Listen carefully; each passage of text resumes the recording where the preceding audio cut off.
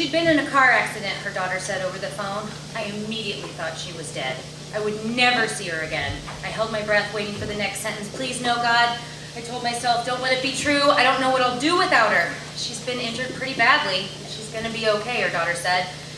I let out a sigh of relief. She's gonna be all right. Life as I know it with Linda will go on. She'd broken her leg in multiple places. Doctor said she'd be out of commission about 4 to 6 weeks. But knowing my mom, her daughter chided, she'll be connecting with you and the rest of her clients within the next week or two. But for now, I'm gonna have to cancel your standing Thursday appointment.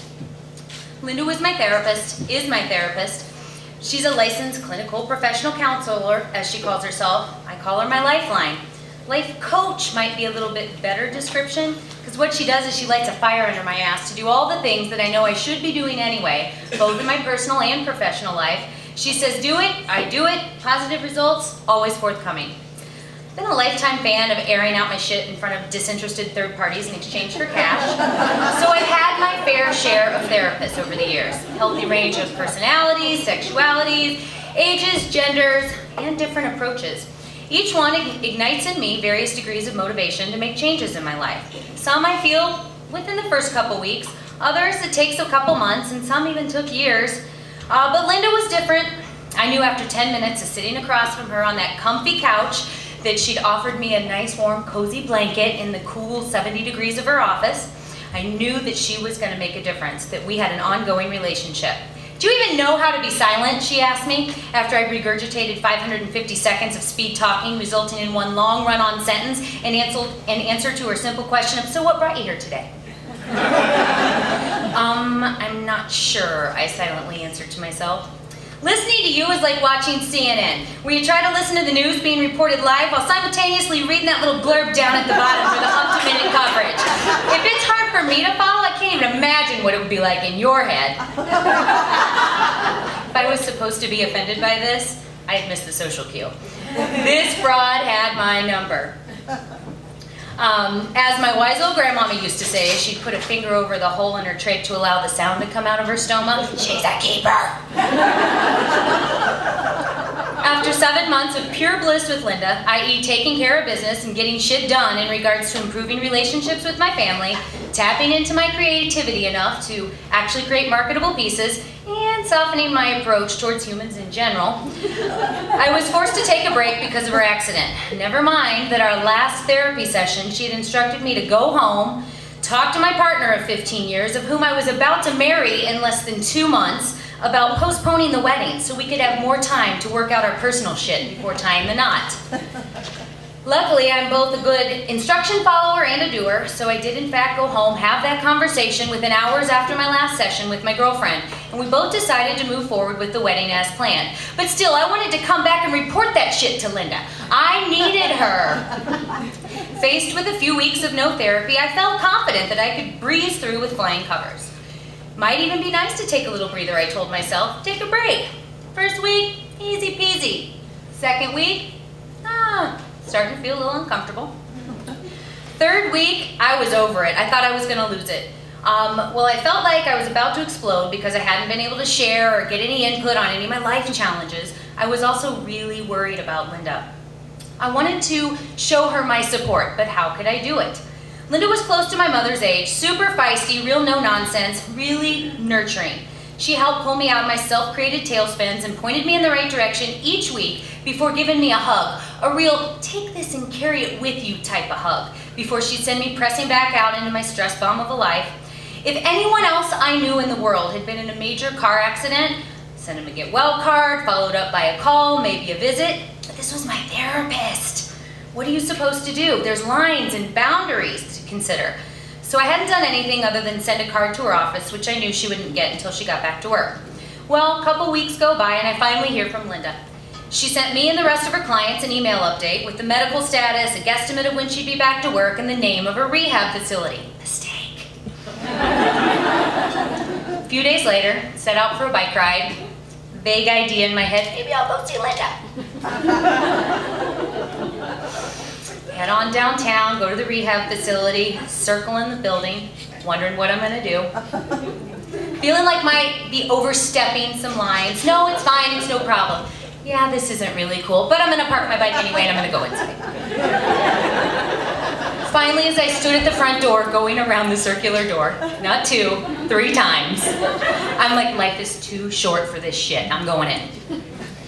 So I start waiting in line at the reception, and there is this security guard who is showing that she has a big important job. She is turning people down because they don't have ID. She's turning them down because they don't have their name tag filled out right. It's a little frightening. I feel like I'm kind of backing up a little bit. All of a sudden I realize she's just a security guard trying to show that she has a big job, and I have a right to go visit someone in public. Never mind the fact that I'm scared shitless to actually go visit this person because I probably shouldn't be there anyway. So I get up to her and she says name, and I say the name of my therapist, Linda Smith, confidently. Nope, she says. Oh, okay, no problem. She's probably already gone. I turn to leave. Wrong name, she points out. I knew Linda had a married name. She'd married later in life, and that she probably kept her original name for professional reasons. I tell the guard that. I say, Linda's got a married name. I don't know what it is. I know she's been in an accident with her husband. They're probably in the same room. I don't know. She goes, enough. She goes, I got a memo about them. She goes, come on in. I was in, yes, but I didn't want to go in yet because I was empty-handed. I hadn't thought to bring anything for her. So the guard explained I should go across the street. They have items I could pick up that wouldn't break the bank, and come on back when I was ready and I could soar right through. Bingo! After spending entirely too much time deciding between the orchid plant or the bouquet of fresh cut flowers, I purchased the orchid, attached a small get well card with my name on it, and headed back to the hospital. Once inside, I waved my name tag, like it's a backstage pass to a Blondie concert. The guards don't care. They're unimpressed. They say hit it to the 24th floor. As I step out of the elevator, I realize just how fucking awkward this is going to be. I gingerly step inside the open-doored room, and I quickly assess the situation. On one side of the room, my therapist is in her bed, closest to the door, looking no different than when I see her every other week. Full makeup, hair, but she's got PJs on, and she's propped up in a mechanical bed. Across the room, however, her husband looks sick, uncomfortable, and he's sleeping with a grimace on his face. In between them, there's this arc of chairs positioned at the foot of the beds, kind of like Greek tragedy style, occupied by one lone visitor, a woman who sat talking to my Linda. For a split second, I thought I'd stepped into a scene from Willy Wonka and the Chocolate Factory. You know the one. Charlie comes home, his 4 bedridden grandparents are in one bed, they've been there 20 years, living, eating, drinking. It was creepy. But then I thought maybe I needed to be in a movie sequence in order to handle the uneasiness I was experiencing. I shouldn't be here. I had stepped across the forbidden line. But I quickly recovered, jumped into action, negotiated myself between the tight semicircle of chairs to Linda. She pulled me in close for one of her famous hugs, me worrying the whole time that I'm gonna further break her already broken bones with my awkwardness. I thrust the plant onto her rolling hospital table and told her I wasn't here to stay, just wanted to check in and say hello, and I was thinking about her. She introduced me to her husband and her visiting friend and told me how glad she was to see my smiling face. After asking how she was feeling, she pulled off the sheet, shows me her multiple sutures on her leg, said she's in a lot of pain, but she's doing fine. I tried to make light of my internal struggle about visiting her, and I shared with her my dilemma over whether it was in fact appropriate for a client to visit one's therapist when said therapist was injured. She just laughed and she goes, "That's what I love about you. You don't give a fuck where the line is. You do whatever you want." I don't know if it's right or not, but I know I had to do it. All in all, I stayed less than 5 minutes, but I left feeling like a huge weight had been lifted. It's as if I had to see the physical proof that Linda was not dead and that she'd be back to work with me at some point. Linda eventually got out of the hospital, but unfortunately got readmitted for another medical issue, which kept her out of my realm of possibility for the month leading up to my wedding. Wanting to wait for Linda to talk through my angst, but realizing my need to work through some issues was more important than who I discussed them with, I made the difficult decision to find a new therapist that week before my wedding. The new gal's been lovely, but as I told her at the beginning of our second appointment, when she told me she was glad that she was helpful enough during the first session for me to come back for a second, I said, "You could have been a clay-made Mr. Bill, it wouldn't have mattered. I just needed to air some shit out."